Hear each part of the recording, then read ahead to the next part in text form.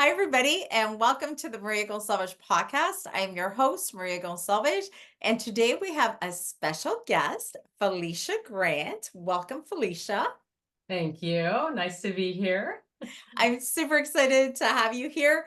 Felicia is from Wilmington, North Carolina. Felicia is an intuitive soul coach, a holy fire Reiki master, a mentor, a teacher, empath, and retreat leader. I'm like super excited that you're here today. Thank you. I'm excited to be here today too. I am. Nice to meet So you. it's super nice to meet you. And as you guys can tell, we've been chatting a little bit before we hit that record button. And you guys are absolutely gonna love Felicia. She is so much fun to talk to. So, Felicia, I wanted to know because I'm always curious, were you always a medium? Yes.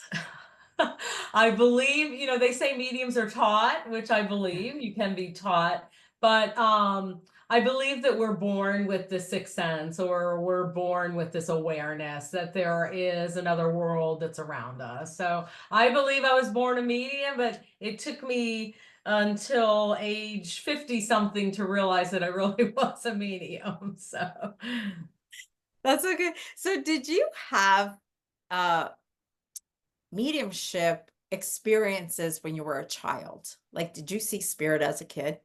So that's a really interesting question. I don't think I realized that I was seeing spirit as a child. I'm trying to quantify and think this through. Yeah. But I think it's interesting because a lot of people will say, "Oh, I get in the shower and there was somebody there." Or, "Oh, I had somebody in my bedroom at night." Or to me, I feel so at home, and the spirit world feels so natural to me that it's like breathing. When people ask me, what's it like? I don't want to get off topic here, but what's it like connecting with spirit world? I'm like, I don't know, because they've been a part of my life my whole life. So, going back to being a child, yes, now I realize I did see the spirit world, but I don't see as a medium, not particularly clairvoyant. So I don't really see the spirit world, but I know they're around me. I'm more clear, I feel them, I sense them, I just know they're just a part of my world, like I said, like breathing. But when I was a little girl, I had an imaginary friend, and I kind of lived in my own little world, as a child, and I didn't seem to fit in with the rest of the children. I seemed to be different. So my imaginary friend was a woman. Her name was Mrs. Tally. And she told me that she was a bus driver. And it's funny, as I'm talking about her, I'm feeling her energy around me. I don't know if that's ever happened before, but I was this little girl, and I had this woman that followed me around everywhere. I don't think I ever saw her. I don't know what she looked like, but I knew she drove a bus. Um, and she was my friend. And it's funny because my grandmother was very psychic, and my grandmother was very like clairvoyant, would dream, and dreams would come true and stuff. So my grandmother would set a place at the dinner table for Mrs. Tally. So every night at dinner, Mrs. Tally would come to the dinner table and she would sit with us and stuff. So yeah, I guess I did have spirit. And I also was more plugged into sensing and feeling everybody's emotions around me. So I'm very much an empath. And I always knew what people wanted and needed before they even knew themselves, kind of thing. So I guess that's kind of a long story to answer your question. So, but yeah, so Mrs. Tally was my first spirit encounter. So I'm curious because you said like your grandmother set like a spot for her. S- So do you come from a spiritual family? Not really. I understand now that they medicated my grandmother, because, and I don't really know, I don't have anybody to ask these questions and stuff, but I believe that my grandmother suffered from a bit of anxiety, maybe, which a lot of us do, that, don't really know what's happening around us, and we're anxious. So my first encounter with a Ouija board was grandmother had a Ouija board. Oh, wow. And she would like dabble in the occult, not in dark, energy, but she did kind of dabble in it. The biggest thing about her was she would have a dream. And if my grandmother called you and told you she dreamed about you, it was like, oh my God, you listened to what she had to say, because all of her dreams came true. Um, I believe she saw this innate ability in me, and it was her um desire, I guess, to foster it with me, or that's why she entertained the fact. Maybe she saw Mrs. Tally. I don't know. Maybe she knew Mrs. Tally was. I don't know. Because I never asked her about it. Unfortunately, I got married and went on with having children and things like that. And then my grandmother passed away, and we never had the opportunity to talk about this kind of thing. Unlike, I mentored and trained with Lisa Williams. Her grandmother was a very well-known medium in the UK. So my grandmother, I think it was really only my grandmother that had this ability and connection with the spirit world. She'd have a strong connection with her faith in God as well. So That's so I just taught interesting. that at a very young age. Oh, I love that. I feel like in my family, because we're strict Catholic family, but when Oh, I hear stories and they'll say they'll see spirit, but they'll it's the language because they'll be like, I saw this saint. I was like, you're a medium, but you can't say that word for Catholics. That's like yeah. a no-no. But I'm like, okay, like who did I get this from? I don't know. But I'm sure like mediumship is in the bloodline. I really believe that. Like it gets passed down generation to generation. Like, I don't know. What do you think? I think I agree with you. I believe that um yes. And I also believe, because I, like you, teach mediumship as well. I believe that a lot of us, and I hope if my mom listens to this, she forgives me for anything I'm going to say in a minute. Those of us that have kind of messed up childhoods, those of us that um, are very in, I'm trying to think of the word. Um, Highly sensitive children come out of some drama in their childhood. So we become highly sensitive about our environment and the people around us. And we kind of have to protect ourselves. Not that any harm ever came to me as a child, but a lot of dysfunction. So I was very sensitive to other people's needs, and I was very open to what other people needed. So I think a lot of mediums, not to discount what you said, I believe it is in the bloodline, but I also believe a lot of this sensitivity comes from us being these highly sensitive children. So we're really open and we're really aware. And then we have that layer of mediumship coming in, that connection to the spirit world that we never really lose as a child, right? When we're born, we've got that direct line or that direct connection, right? That is true. Oh, sorry. I can't stop coughing. Oh, So we have that direct line. I find too, then as you grow up, then you get more anchored in this world. right. Exactly. Mhm. Yeah. So then what made you circle back into mediumship then? Well, I was working for Merrill Lynch. I had a very successful practice with my husband, and um, I was feeling very overwhelmed back in whenever the market was like 2008 or whatever. The market was terrible, and I was really stressed out, and life was just not. So we had built a house in Southwest Florida, and I wandered in. Someone told me, "Oh, you got to go to Serenity Gardens," and wandered into this spiritual center. It was a spiritual bookstore owned by two women, and right in downtown Venice. And I started doing meditation on Thursday mornings. And I decided that I wanted to start. I'll circle back in a second, but I started doing retreats for women. I started a company called Dragonfly Experience Retreats, and I wanted to create a safe space environment for women to come and be with other women and grow and learn to meditate and things like that. Well, that was in 2010. And I don't think I think I had taken Reiki 1 at that time, but something happened to me that I started to have these weird experiences. And then I'm having a conversation with a person doing my nails one day. Like, she starts talking to me about spirit walking around her house at night, and her daughter's able to see spirit, and we're having. But what was happening to me, to get back to it, Maria, was I was waking up in the middle of the night in our bedroom, and luckily I'm married to a saint, because any other man probably would have run out of the house screaming. But I was like, can can you see that light in the corner of our bedroom? We had a master suite in our house in Florida, and we had a little sitting room which I used as my meditation suite. But anyway, I'm looking over there, I'm like, can you see that light in the bedroom? And he's like, no, but I believe you. And like, and it would wake me up. It was like I was asleep, but I was awake, and there was this light energy in the room. Like I'm looking over because spirit comes in this side in my office. But I would see this light coming at me, and it wasn't scary or anything, but it was light. And I was like, okay, well, whatever. I go back to sleep. Well, we also had an alarm system, which we never set.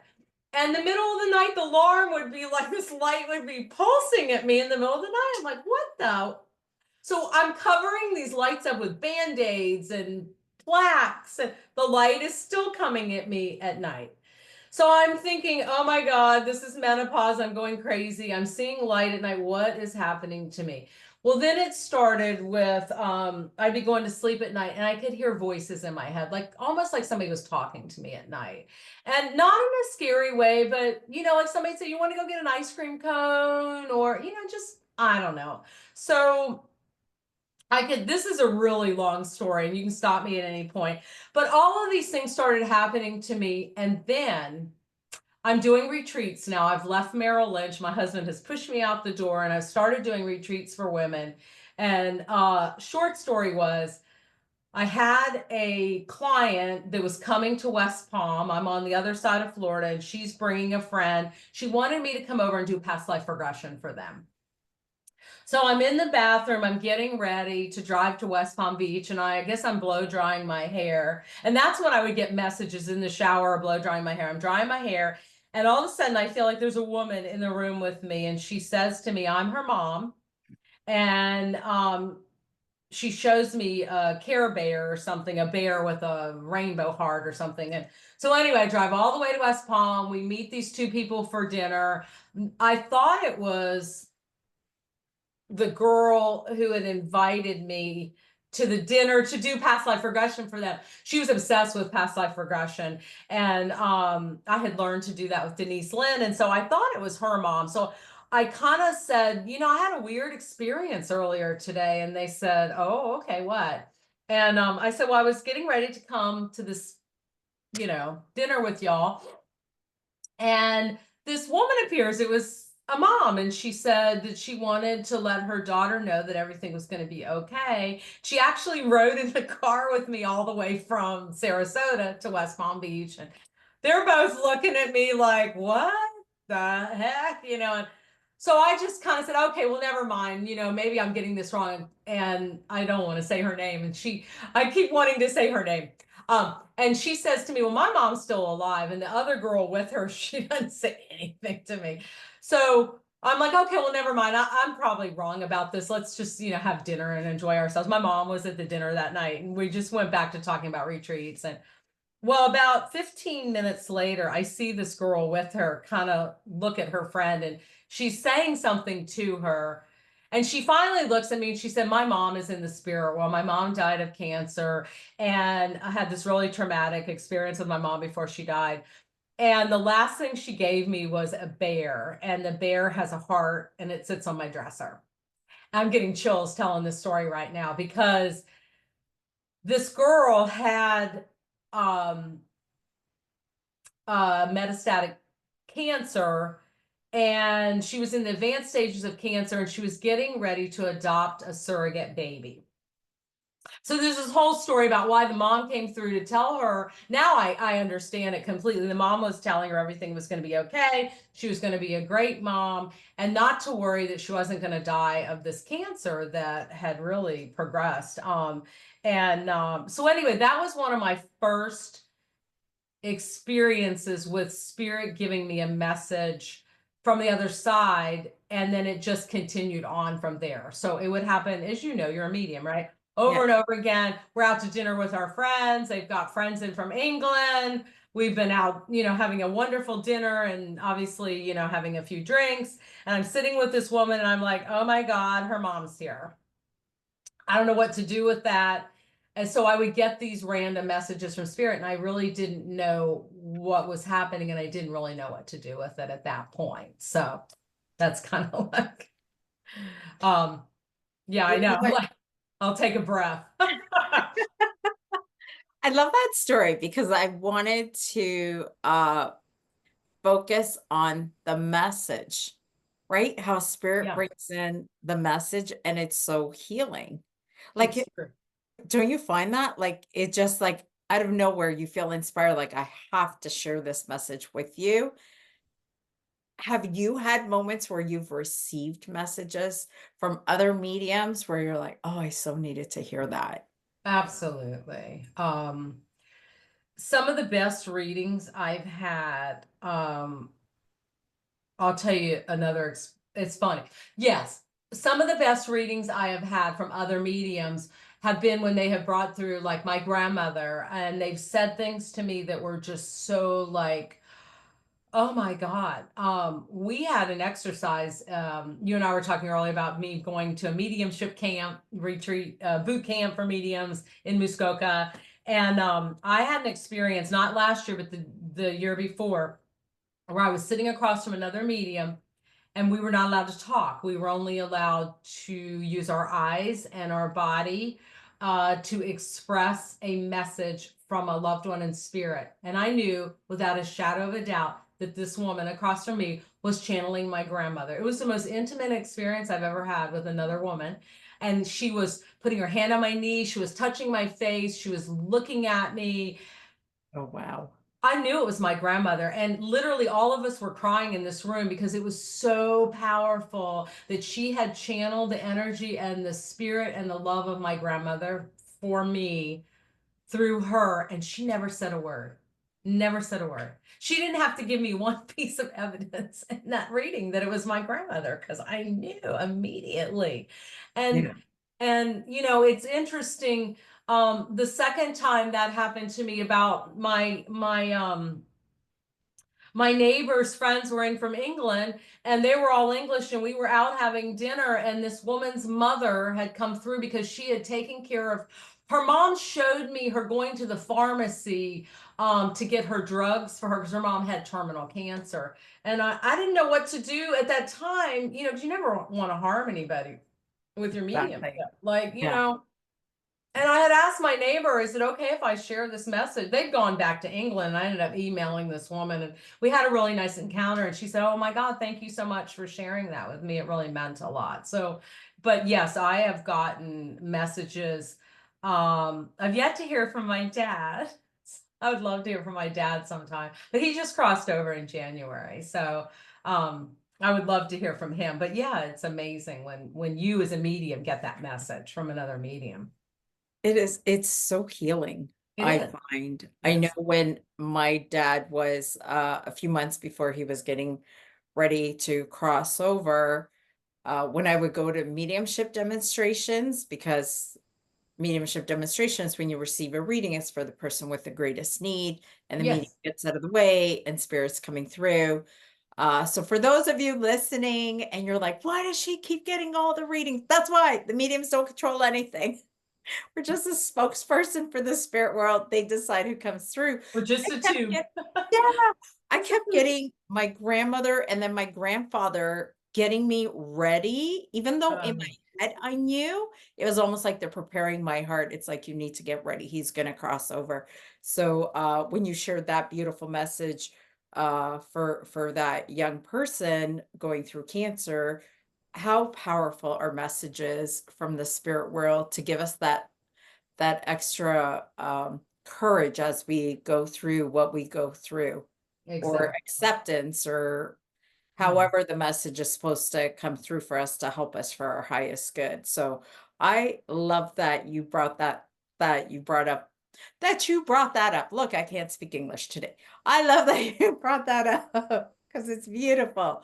Well, I didn't even know what I was doing at the time. I kind of bumbled through it, but it was true. She had cancer, and a lot of so I'd done a lot of work prior to with breast cancer survivors. That's kind of a funny story. I never knew my paternal grandmother. We look exactly alike. It's crazy. I've seen pictures of her.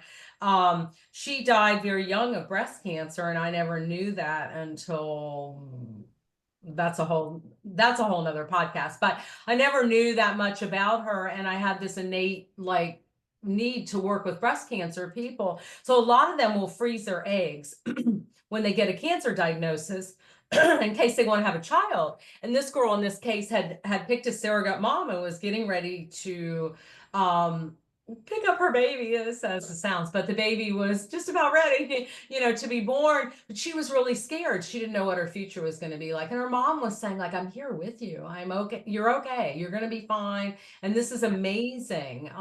So yeah, it's very true. It's just, I find a lot in my readings that spirit will come through either to explain why they were a certain way or why things happened a certain way, and to offer healing to the person that's sitting in front of me, or at least that's my intention, is to offer healing to my clients. So I see that you are, because I am curious, because you have on your website Holy Fire Reiki Master. So I know what a Usui Reiki Master is because I've trained in that. Uh-huh. What is a Holy Fire Reiki Master?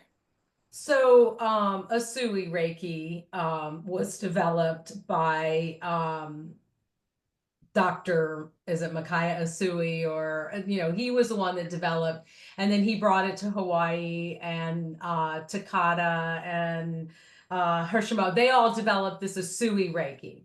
Yes. And William Randall was, I guess, a direct descendant, or William Randall. I've been taught Reiki since 2020, so I'm going back into my Reiki books, but William Randall is a man in the United States who brought a lot of the teachings of Asui Reiki to the U.S. Okay, Yes. and he is part of the IRT, the International Reiki Foundation and stuff. I can't remember what year it was, but he had a download similar to Asui. Yeah. He had this download of this higher, finer, dense vibration that he calls holy fire. So when I decided to become certified in Reiki, to take my Reiki 1 and Reiki 2, holy fire was this new energy that he was training all of his old Reiki masters in. Holy fire. So there's a holy fire symbol, and it's just a higher, denser vibration that he felt needed to be brought into the Asui Reiki. My thought is it all comes from the same place. I do a lot of trance mediumship. I've trained with Tony Stockwell. I've sat in trance for 4 years with trance mediums, which is nothing. It's a drop in the bucket. But for 4 years, every Monday, I would sit in trance, and I would allow myself to go into this trance state and allow whoever to come in and offer healing through me. And Yeah. sometimes words. I think it all comes from the same place. So whether it's holy fire or there's all these variations of Reiki. I think it's all the same thing. But holy fire, Yes.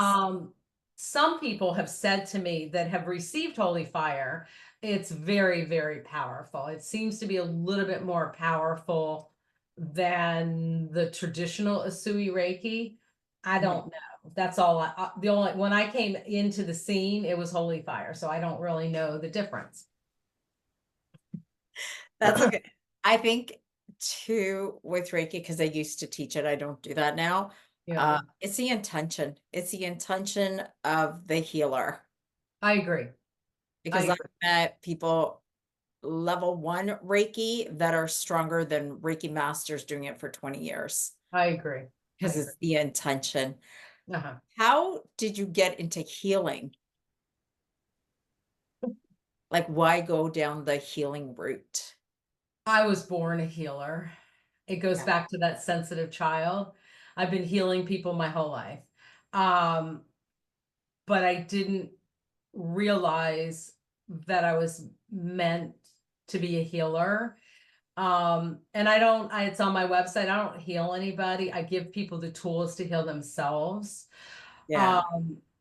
I had an experience where I guess I had taken Reiki 1 and 2 at the time, and I was fortunate enough to be selected to be in one of Lisa Williams' original mentorship programs.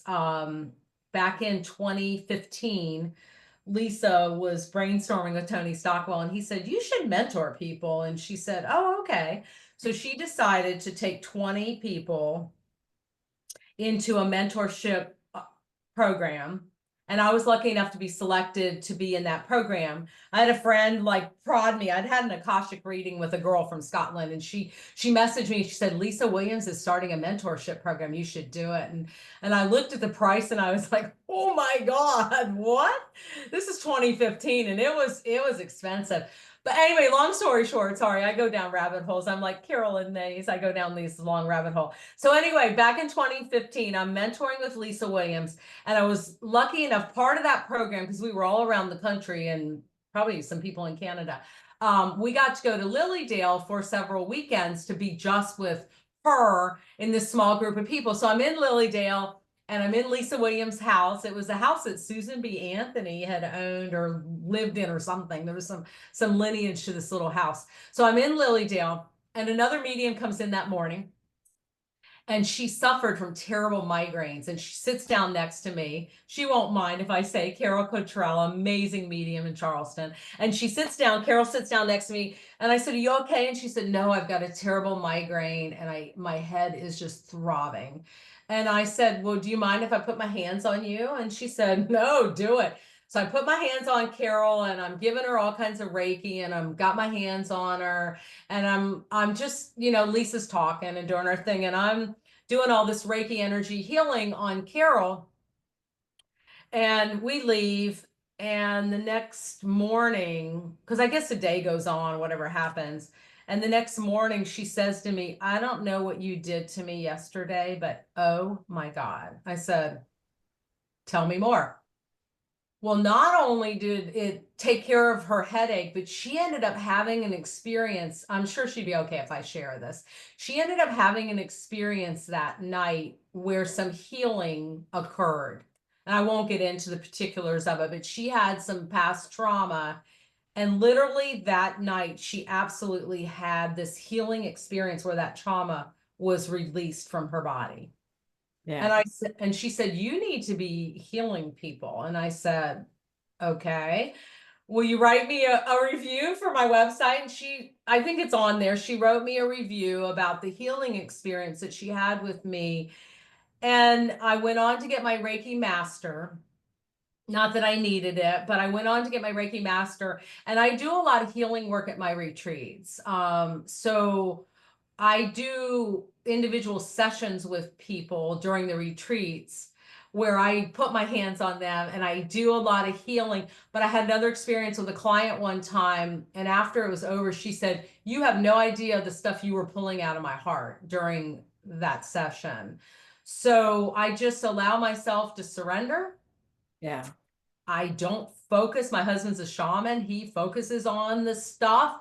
I just let them do the work.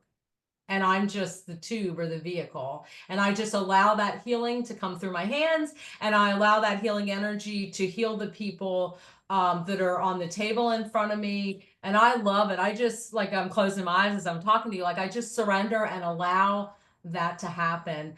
I tell people in my readings now, my intention is to offer healing to my clients during a reading. I Yeah. don't, not touching them, but through the words and expression of my mediumship. Yeah. And I learned a couple of years ago, I was trying to develop my own natural mediumship Mm-hmm. with an amazing teacher named John Johnson. And John said that some of us mediums are healers, and we bring that healing energy into our mediumship as well through like the words and the expression. And that's my intention with every reading, is to offer healing to the person sitting in front of me through their loved ones. Obviously, it's not Yeah. me. I'm the vehicle. Yeah. So yeah. Oh, I agree. I think reading should be healing, and you should leave people better than you found them. 100%. You walk away messed up, don't go back. Because I've had those readings too where I walk away and I'm like, "Oh my God, what did they say?" And my head's all messed up. And it's like, no, no, no, no. You should always feel better after reading. I love the Reiki healing energy because and like I got into it because of a back injury. So it was actually to control pain because I was so Mhm. sensitive. I had such bad reactions to so many pain medications. So then it was like meditation. And then somebody told me about Reiki. I was like, what is that? So Mhm. that's kind of how my route into Reiki and healing. And then I think too with the word healing, because I used to do a lot of volunteer work in the hospital, I think too, with the word healing. So I'm going to put a disclaimer out there for you guys listening to it. Yeah. My definition of the word healing is it helps you relax enough that your body does what it needs to do to help you. Like, what Yes. do you think? Yeah, do you agree, disagree? That's 100%. my, and 100%. and you know how I came up with that, guys? So one day I was going in for, because I didn't realize the word healing. Because it was my first day in the hospital, and it was a young mom, and she was palliative, and she's like, oh, like she had signed up for a Reiki session. And I think because of our training, it's like, well, I'm going to provide healing energy to you. It just came out of my mouth because around my circle of friends and the way you get trained with that word healing. And then the tears came to her eyes, she's like, you're going to heal me. And it Mhm. didn't even realize, like in that moment, Yeah. after that, I never used the word healing. I used the word relaxation. And I realized that. Yeah. So, because yeah, I had that moment of like, whoa, like how big that word is. Like, wait, I'm going to heal you. I'm going to help you relax. And then your body does whatever it needs to do. So I'm just putting that disclaimer out there with that word healing. Um, and then, you know what, guys? Go for a Reiki set. I love them. They are so relaxing. And I've had so many experiences. So have you received healing, Reiki healing sessions? And if you had any experiences, I'm always curious about that. Um, I'm really picky about who touches me. Me too. That sounds funny. I'm really, really picky because I'm super energy sensitive. Yeah. Um, you're making me think, wow.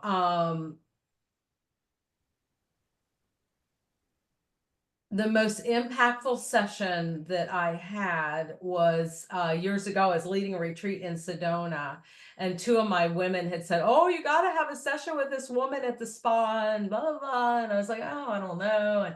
Um, and I don't know that it was Reiki though. I think it was more. It was another modality. So I don't know. I need someone. So if anybody out there wants to give me a Reiki session, I don't know that I've really had. Isn't that terrible? I'm not sure.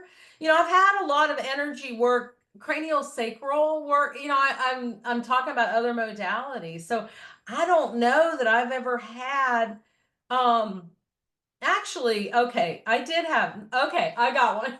So, okay. Okay, if you did it, that's okay if you did it. No, it's funny you just said that. So interesting story. Um, I had my Reiki 1 and 2 certification in Sedona by an amazing man named Michael Baird and his wife Laurel. Laurel has crossed over. Actually, I was one of the last classes Laurel taught because she had an illness that took her life. And at the end of that week, my husband and I had done a week of Reiki. I dragged him out. No, he wanted to go, but we ended up going. That's a whole nother story too.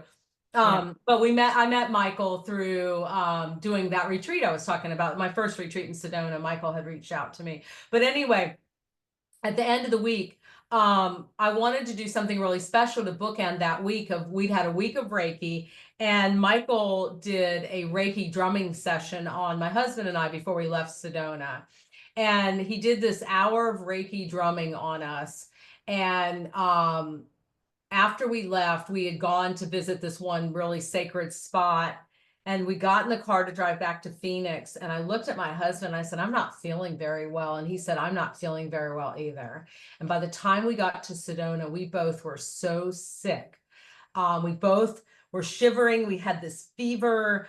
Um, I didn't know how we were going to get on an airplane the next day. We're both raking each other. I believe we had a healing crisis, and that's the first time I'd ever experienced that. It was so intense and so profound. And I know, now thinking back, it was Michael, it was the drumming, it was the Reiki energy he was giving us. It was being in Sedona. I think it just cracked us wide open. Yeah. you That's know. beautiful. Can I digress a minute? I want to tell you something interesting, and it's so funny you say that, and that's why I have that disclaimer on my website as well. I don't heal anybody. Um, Two things. I believe that sometimes the healing, each soul comes here to experience their own life's path, right? And Yeah. sometimes the healing is in the transition to the other world. Sometimes all we're doing is offering that person support and love and guidance from the universe, this loving universal energy that helps them heal. But sometimes the healing is in the crossing over. Yeah. Second thing was I had a weird experience, if you don't mind me sharing this. I don't like hospitals because I'm an empath. I don't like to walk in a hospital. It like scares me because I feel everything that's happening around me. And I got a voicemail one day, and it was a woman from Texas, and she said, my brother is in the ICU and he's about to die. Can you come give him a healing? And I listened to the voicemail. She said, I'm familiar with Reiki, and can you come give him a healing? And I looked at my husband and I said, oh no, oh no, oh no. Like every fear in my body had crept up. And I'm like, this woman wants me to come heal her brother. I can't do that. And my husband's like, oh, the universe is giving you a sleigh, and you need to get on that sleigh, and you need to call this woman back. And you might be her only hope. So anyway, I call this woman back. She gives me this backstory. Her brother's hooked up to all these tubes in the ICU, and he's probably going to die. And she said, I know you're not going to heal him, but I would like you to come give him Reiki. And I've talked to the nurses, and they think you're a family friend, and it's okay. And so I pull my big girl pants on, and I go to the ICU with my husband, and he's an amazing healer as well. And we go in the room, and I'm trying not to absorb anything that's happening in the room. I'm trying to just, give. And here's this guy. They had sedated him because he was having seizures. And I remember he was intubated and he was asleep. And we didn't want to touch him or anything. We're just giving him Reiki. Two things happened. They stood there and they watched every one of his vital, like his blood pressure go down, his heart rate went down, his whole body just went into this mode of relaxation as we were giving him Reiki. And all of a sudden he turns and he looks at me and his eyes open, and I'm like, oh my God, he's looking at me. And I said, it's okay. We're just giving you loving energy. It's okay. And his eyes closed.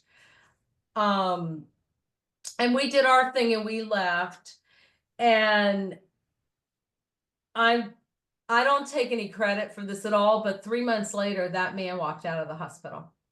And she still posts on my Facebook page all the time about she believes that the universe healed her brother that day. He had to have several surgeries after that, but yeah, it was interesting. So anyway, I don't know why I felt like compelled to share that story, except if somebody's listening, don't ever give up. And Reiki is a really great outlet to receive universal divine love.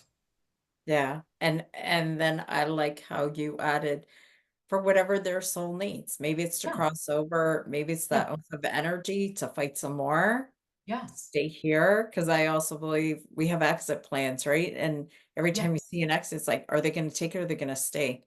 Because I've exactly. got that. So I Right. am curious because tell me more about your retreats. Like, do you have retreats coming up? What I happens at do. your retreats? Because I can see you're very passionate about sharing. I So I love the want to know more retreat. about it. I heal, I do mediumship and retreats because I finally had to, I'm certified to do past life regression. I'm not a therapist. I do the Denise Lynn version of that. But I finally decided that I had to pick 3 things that I was really passionate about. I used to do a lot of Reiki before COVID hit, but I gave away my office. I do have a small office I work out of in Wilmington, but I use it because a friend of mine that I certified to Reiki lets me use her office. Okay. back in 2008, I'm back in Venice, Florida, and I'm going to meditation every week with an amazing woman who took me on journeys I never thought I would go on. And I was driving home one day, and I said to my husband, um, you know, as women, who do we go to when our life is falling apart, right? We go to other women, at least most of us. And I had my little board of directors, on my little, when my life's falling apart, I call my best friend in Iowa or things like that. And I had this idea about bringing women together into a healing situation. And I met this woman in Florida, Kimberly Braun, and she was an amazing meditation coach and leader. She had been a monastic nun and lived in silence and had left the monastery and all that stuff.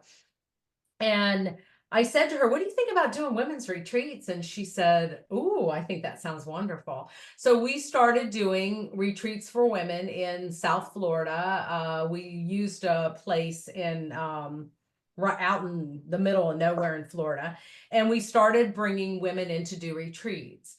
And it wasn't fulfilling enough for her, so she kind of went off in another direction, because she needed to have a retreat every month, with a certain amount of women and things like that.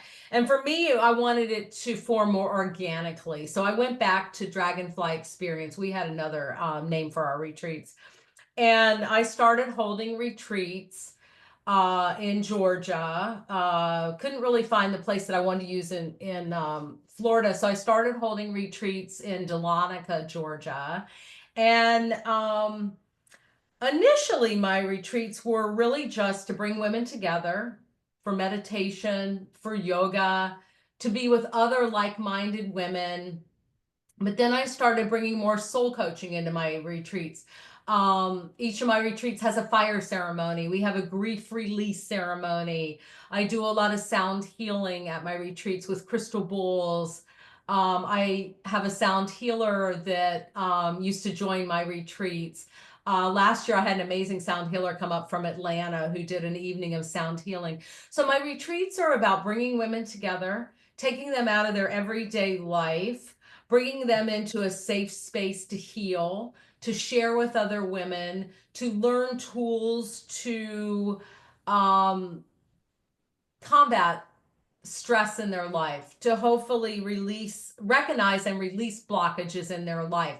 The fire ceremony that we do, the grief relief fire ceremony, I've witnessed some of the most beautiful things in my life, that women will stand up and read and bear secrets that are very deep, in their soul to other women, and then put that in the fire and burn it. I've had people even say that I gotta burn this, because I don't want to take this with me. And what's happened is I have formed this beautiful group. It's 11/11 too, as I'm saying this. I have formed this beautiful group of alumni that now feel like these women are their tribe, and we welcome new women into the tribe all the time. But something amazing happened after COVID, when we were all kind of shut away, right? Yeah. I started doing retreats again after COVID, and I was really frightened. Like, we all arrive with our masks on and nobody wants to be with, and that lasted for about 20 minutes, and we ripped the masks off, and we're like, I don't care. We're taking the masks off. And I've been doing retreats since 2010, but since 2020, it's like I have this core of alumni. They will follow me anywhere. It's amazing. Like, it's just an amazing group of women. And like I said, we keep adding more and more women, and women are hungry for a tribe of like-minded women. And that's what the retreats create. A support system. I have a little ceremony at the end of every retreat where I give people a gem or a stone, and everyone in the retreat touches that stone. I've had women go through cancer therapy holding that stone with them, and every one of the women from their retreat holding, I've had women run marathons, Ironman, take that stone with them to places, Because every time I think I'm not going to do that anymore, people are like, oh my God, why would you not do that anymore? Because that stone has so much passion and meaning to them. I've had since the mediumship, I've had women at the end of a retreat. I had a woman that came that was a widow, didn't know if she wanted to come. The final circle, she felt her husband sitting right there with her during that final circle. So I can't ever stop doing the retreats because they juice my soul. Like they fuel my soul. So I do 1 or 2 retreats in Georgia, and then I do a smaller deep dive in the fall where I have a smaller group of women and it's more intense retreat. Yeah. And sometimes I have that somewhere else. Like I've been to Costa Rica. This Nice. will be my 3rd retreat in Sedona. Is that right? 3rd or 4th retreat in Sedona in October. That one sold out. Italy. We went to Italy one year. I did a retreat in Umbria, Italy. So I try and do one-off, different locations. But I have a retreat coming up in April. It is April, I think it's the 10th through the 13th. And it's right outside of Atlanta. It's about, the retreat center is about an hour outside of Atlanta. And it's on 200 acres of land. It's just beautiful. We do guided hikes and just a lot of time in nature, and the facility is beautiful. It's called Elohi, so it's very, very, very nice place. So I've been there for, I guess, 3 or 4, I guess since COVID. Been there probably about 4 years now doing retreats there. I love it. The food's delicious, and it's just a beautiful setting for retreats. So if people want to sign up for that, can they sign up for it on your website, or they just email Yeah. you? Like, how do they do it? If you go on my website, so it is feliciagrant.com. Yeah. And so just like my name, feliciagrant.com. And there is a retreat tab on there, and you click on that, and then you sign up directly through Elohi. They take all the bookings. They do all the hard work and just pay me, but they take all the bookings for the retreat. And it is 3 nighs and 4 days. All your meals are included. All the activities are included. You literally just show up, and we got you covered the rest of the time. What? So yeah. Yeah, it's easy. And it's a super easy drive from Atlanta, or I get a lot of people from Tennessee that drive. I have some women from outside of Nashville. I have people that come from Florida, Georgia, North Carolina. I've had people come from Canada before. So I have a lot of Canadian clients, believe it or not, that have come to my retreat. So Oh, that's nice. We're trying to get away from the snow, I tell you. I know, I know. In April in Georgia, it's beautiful. It's not too hot. They have 100-foot waterfall there. It's Yeah. the family that owns this property, Michael and Eve Cook. It's a labor of love. It's a mom and a dad and daughter and husband, and just amazing people. Just amazing. The food is just, yeah, it's awesome. I'm like, if it's not broken, people are like, well, why don't you go to the beach, or why don't I'm like, nope, this is my place. It's all done. It's amazing. So If it feels right, why? yeah, Yeah, my old saying, if it's not broken, don't fix I it. Mess know, with I it. Leave know. it alone. I've never, yeah, and I love that part of the country too. I love that whole area, Yeah. Dahlonega, Sawtee, Georgia. It's just beautiful. It's a really pretty place. So It just sounds so amazing. And just to add, because you mentioned this in the beginning, as women, like, yeah, I'm always looking for retreats where it's just women. I know in June I wanted to go, I couldn't find one. Or really, the ones I found, they were all yoga, and I was like, I don't want to do yoga for 7 days. Like I was like craving the singing bowls and the meditation, and I couldn't find one. So now you guys know there's singing bowls, healing. I Like know, it and sounds so amazing. I always tell people I started out at a facility that was doing nothing but like Helen from Atlanta did her yoga retreats every month. And I say this is so much more than a yoga retreat. And my yoga instructor is amazing, Janet. And Yeah. sometimes she'll just do an hour of breathing and stretching. Like, what do we need? Like, you want to sit in the chair and stretch and breathe. So I say this is a retreat with yoga. It is not a yoga retreat. And I've had people show up. They show up, I know right away. They show up with their mat and they're all ready. And it's like, oh, they're not gonna like this because this is not a yoga retreat. It's more Sounds it's like a soul retreat. exactly, yes, exactly. Thank Yeah. you. That's true. Yeah.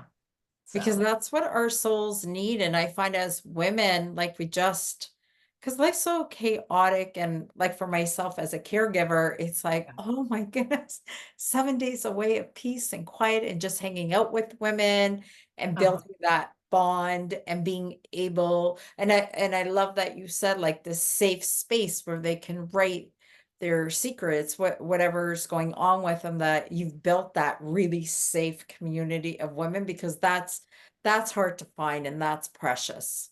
I get magical people. Denise Lynn used to say this years ago, like, and I say the same thing now too. I always attract amazing women to my retreats. Knock on wood, I've never had a problem. We've never had an issue. There's no drama. It's all very non-judgmental.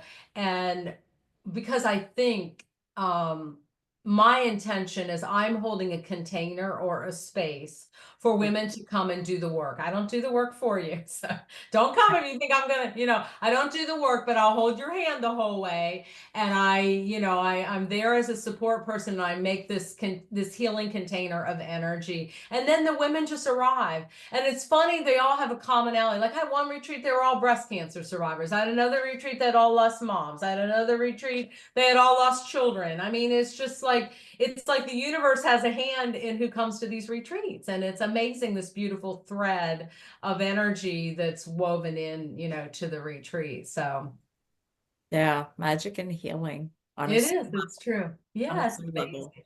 where everybody feels safe. I love that. So Yeah. I wanted to know, because I am curious, because we're circling back to Okay. mediumship. So Okay. how has your mediumship changed over the years, or has it not? It has definitely changed. And I think when I first mentored with Lisa, I wanted her to tell me, I paid her a lot of money to tell me, oh, go home. You don't have you're not a medium. I'd met her in Scottsdale and she told me I was a medium. I'm like, oh, okay, whatever. And then I trained and I did all this training. And then I trained with Tony and I was waiting for him to tell me I wasn't a medium. And then I was hoping maybe Andy Bing would listen to me. Because as you know, mediumship is a lot of responsibility, right? And it's It not is. easy work. And a lot of people want to be mediums, but they don't want to put the sweat equity into it, right? So I think my mediumship, I was very insecure at first. I didn't trust myself. I didn't trust them. I had a hard time surrendering and a letting go of my ego and myself because I wanted a certain outcome. Yeah. I think what's happened to me over the last 2 years, especially, again, we talking about Muskoka. I went to this mediumship boot camp. I didn't really know what to expect. I believe that I have learned to surrender less of me, more of them. Yeah. I believe that every spirit comes through has a message and they have a purpose in why they've come through. It's not up to me to control the situation. So I feel like I am less controlling. And I've also surrendered into the fact of my own natural ability as a medium. I'm not like you. I'm not like Lisa Williams. I'm not like Andy Yeah. Bing. I'm Felicia Grant. I am like myself, and I have my own brand of mediumship and healing that I bring to each client. Um, I've also become less, um, I was so judgmental of oh my God, why did I say that? And how did I say that? And why do I do this? And why do I do that? So I think I'm less judgmental. Yeah. And my newest thing is because I'm always nervous before every reading or demonstration or before, so what happens if they don't come through? Yeah. I realize it's not up to me, it's up to them. I just arrive with a really open heart, and I'm going to share my love with this person in front of me, and I'm going to be my true authentic self, and that's all I can do. Yeah. And the rest is not up to me, it's up to them. Yeah. So I think with that, also trance mediumship has allowed me to surrender even deeper. And I feel like my blend is a lot stronger with the spirit world. Like, I feel like the more I'm able to relax and surrender, the more I'm able to allow myself to feel I had a reading not too long ago, and I literally could feel the whole entire part of my lower body was not working. And I'm like, oh, okay, what's this mean? Was he in a wheelchair? No, but he was unable to walk the final part of it, that type of thing. So more love, more surrender, and just allowing it to unfold in the way that they want it to unfold, and let it be their story. You're interviewing me today, right? I used to interview the spirit world. Like, I had the Lisa Williams checklist, and I had to get rid of that. And I just let it unfold the way it needs to, and let them tell the story that they want to tell, not the way that I want them to tell it. I can't do the checklist. I find it very boring. And then my mind's in it. I feel like I'm at the office, like check, check, like the grocery list. And now it's like, oh, I got to get out of the way. And it's part of control too, for myself, anyways. It's like, no, I got to let go of the control. I just got to get out of the way and let them talk. Like, It's why do they true. come? I learned mediumship that you had to bring through like 55 pieces of evidence. And what has shifted, it just popped into my mind when you said that. What has really shifted for me was the evidence is in the message. It's not necessarily, if I have somebody come through and he was 5'4" and he was a Marine and he was this and he was that. Well, how about a dad talking about a daughter and them taking the last walk on the beach and blah, blah, blah. I'm kind of making that up as I'm going, Yeah. but I just had a reading the other day that kind of popped into my mind. And I was kind of mad at myself after the fact, because I'm like, why did I not know he owned a cafe or something? Well, she knew all that information, but what she didn't know was how he felt insecure about what was happening to him as he was dying or something like that. It's Yeah. like that to me, the evidence. I think a good mediumship reading is if you can tell somebody a story and the evidence is within the Yeah. story, you know, Yeah. to That's me, beautiful. I like the non-Googleable stuff. Like, I don't Google. There's a I lot. don't Google, well, I don't Google either. I don't think anybody Googles. I think that's a myth out there where they're like, oh, Yeah. mediums Google. Like, really? Like, we have nothing better to do than I know, a like lot I'm of gonna work. sit here and Google every client I know. But I'm just saying, when dad talks about I've actually had something happen in a reading. It was amazing. Like, and it almost blew me away. I said, like, you had your hand on his forehead as he was crossing over and you kissed him or something like that. And she's like, yes. And I'm like, oh my God, like, how did I know that? I don't know. Because, that's Yeah. what, so yeah. Those are the sweet moments of mediumship where it's just like that intimate information that you couldn't possibly know, Yeah. right? So I love mediumship. There's days where I don't love it. I'm not Yeah. perfect. And my husband said the other day to me, it's funny. He's like, you don't have to do this if you don't want to. And I'm like, yeah, I'd be like cutting my right arm off. Yeah. you know. So here's something interesting that I'm just observing from us as the interview, and you don't know any of this. So she did not Google this because she doesn't know any of this. So as you are like we're doing the interview, and for those of you listening, and maybe some of you know my story and you know my dad, I thought it was really interesting how at one point you went, hey, it's 11:11. Well, my dad passed away at 11:11 in the morning. So I thought that was so interesting. And some of the stuff you said, I can relate to with my dad. So I find it interesting. Thank you, Dad, because every day I get a message from my dad. Oh, This time it's in the podcast interview. It'll be from a friend, it'll be a song. So if like it's too busy and I'm not paying attention, I don't know if it's pay attention, it's just I don't notice. Because I was just like, that's so odd. Why would you say that in the interview? I well, love it it. just made me, like I love it. I love it. all of a sudden it made me like, obviously he made me stop and look at the clock and it was 11:11. I thought, wasn't that interesting? And why I said it in the middle while I was talking.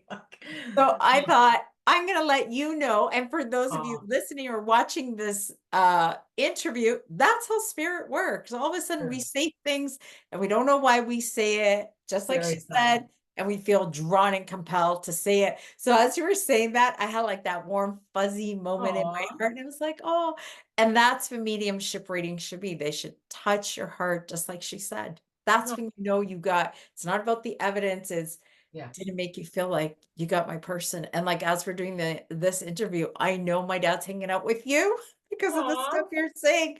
I was like, that's my dad. So thank you. I didn't know I was gonna get like welcome. a little That's mini awesome. reading in my Thank you for interview. that little validation. How about that? I love the validation. So here's a question that I like to ask all my mediums as we come to the end of our interview. So for those that are brand new on this journey, am I a medium? Ain't I a medium? What do I do? What would you recommend their first step be for people that are like, I'm a medium, but I don't know? Because there's a lot of stuff out there, and at times it can feel completely overwhelming. I agree. Um, the first thing I would say is, and this was advice I got very late in the game from Andy Bing, Yeah. accept, accept that you're a medium. If you honestly believe and feel that you're a medium and that you are getting information, um and I don't want to be disrespectful, I do not want to be medium, because a lot of people want to be mediums, but if you literally are having encounters and you are getting information that can be validated by the person in front of you, you first need to accept that you're a medium. That was the biggest battle. You reminded me of something I wanted to say. That was the biggest battle I had. Am I a medium? I have a bad reading. I'm not a medium. I have a great reading. Oh, I guess I'm a medium. I have a bad reading. Oh, I don't think I'm a medium. Well, stop it. First of all, accept that you're a medium. That's number one. Number two, find somebody that you vibe with and that you really trust. And I recommend mentoring and getting some training. Marie and I talked earlier. Um, you know, a lot of people love Andy Bing. I love him. I've not mentored with him. I've taken his courses. Find somebody that you love and trust and mentor. I feel like one thing that's lacking in the mediumship world is that if we look at people like Andy Bing and Tony Stockwell and John Edward, but I don't know why I said John Edward, but he is a medium. John Holland, all of these people sat in circle for years and years and years before they started working with other people. What I see is mediums getting out there and doing stuff without the training. It would be like, I'm going to be a heart surgeon. Oh, okay, but I'm going to practice on people before I've got the craft down, right? Yeah. And I have spent and continue to spend time and energy on my education, my training, and I continue to learn. And I still feel like I'm interning in a lot of ways in this craft. So, back to what you said, admit you're a medium, find somebody that you trust, start doing mentoring, some training, and some online development. And I believe that a minimum of 3 to 5 years before, and I'm not saying don't do readings, but do readings for friends or things like that. When I certified with Lisa and she kind of let me on the world, which doesn't really, it means a lot to me, but at the time it didn't mean anything to anybody. I was still doing readings for free for people.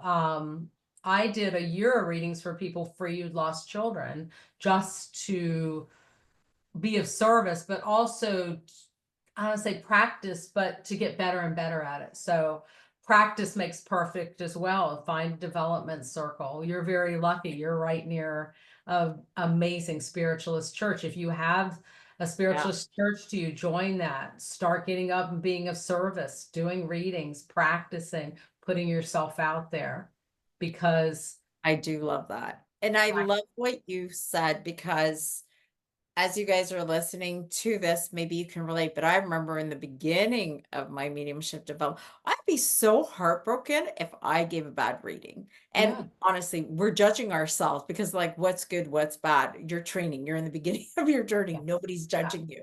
That's right, us. We're judging ourselves like, right. okay, it was a really great reading. I'm a medium. Oh, that was a really bad reading. I couldn't connect. I really struggled with evidence. Yeah, I'm not a medium. I remember, like, as you were saying that, I was like, oh, yeah, I remember that back in the day. So for those of you that are going through that right now, stay the course, stay in a mediumship development yeah, circle, keep going. It does get better. It does get better. it's And true. slowly, slowly but surely, you will begin to believe you are a medium.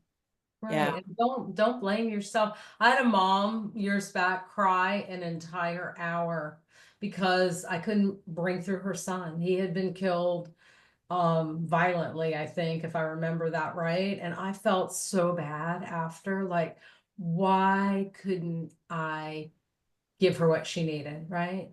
But now I realize that she might not have been ready. He might not have been ready. I might not have, I don't know, there's a lot of variable reasons why spirit does or doesn't come through. Yeah. So I recommend always people find like-minded people that can help you practice, practice, practice, practice, practice, practice, practice. What do we do in Muskoka for 10 days? We practice all day long. Like, so, yeah. I do want to say, because you did mention Andy Bing, and I am in a progressive presently with him, and he's so heart-centered. Bring clinics because you will cry. He will Yeah. crack your heart open. Yeah. And you'll go so deep within your readings. It's just it's amazing. I'm so blessed to be with him. Yeah. Super, super lucky. Yes. You can't And find a more genuine person in mediumship. He loves what he does. So I say that even though I'm not mentoring with him, yeah. he's very passionate about it. You cannot, if you can get into one of his programs, I highly recommend training and mentoring with him. And I don't have to say that because I'm not doing his program, but I am. yeah, I highly recommend him as a tutor and a mentor. So Oh, me too. And it's also he cares about us. yeah, Like, he it's true. genuinely is like, where are you at? It's not Yeah, like a money game. It's where are you at? How can I support you? And yeah, absolutely incredible, incredible, amazing yeah, mentor. yeah. One of them, there are so many out there. Yes, So there are a lot. find the Do your person do your that research. yeah, do your Mhm. research, find the Yeah. person that feels right for you. And then I think too, it's important to say, if you try a course, I used to like doing courses to get a feel for the mentor. So try, like, a lot of Yes. mentors have like little mini courses. So try that out. And if it doesn't feel right, that's okay. It's okay to change. I think giving ourselves permission to try something out and be like, it doesn't work out, I'm gonna move. Or maybe it does. It doesn't matter. Just have fun and Mhm. let your inner child out when you're doing mediumship, because that's where you're gonna learn to surrender. I agree. And I have to say too, I mean, Tony Stockwell has amazing online courses as well. So Yeah. um I'm very particular, like I said, about people, energy work. I'm also particular about who I train with, and I think I want personally people who've done the work to train me. So I Yeah. think in advanced mediumship, intermediate, advanced, you look at people like Tony Stockwell, Andy Bing, Paul Jacobs, everybody, they all have their own unique personality. So you have to go where you feel drawn to. And if that person talking to you is giving you information that's like, oh, this doesn't sound right, then that's not your person. Then you keep looking till you find somebody. So Yeah, and that's okay.